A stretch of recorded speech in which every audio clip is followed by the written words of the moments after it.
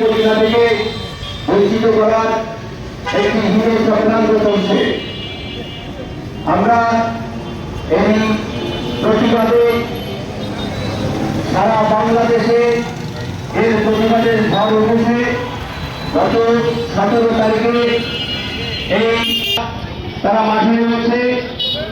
আমরা আশা করছি যে এই মিথ্যা এবং এটি অধিকার হরণের একটি প্রজ্ঞাপন সেটি সরকার বাতিল করবে এবং আমরা অনেকেই মনে করছি অন্তর্বর্তীকালীন সরকারকে পাশ কাটিয়ে তাদের মতামতের গুরুত্ব না দিয়ে কিছু প্রশাসনের স্বার্থান্বেষী মহল এটি বাস্তবায়ন করবার জন্য পায়তারা করছে।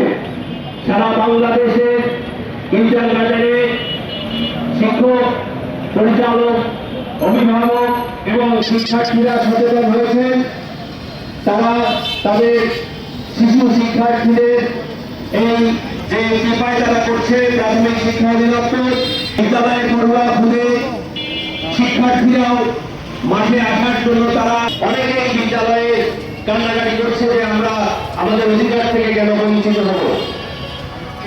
আমরা তাদের সেই অধিকার আদায়ের জন্য প্রথমত কিন্ডারগার্টেন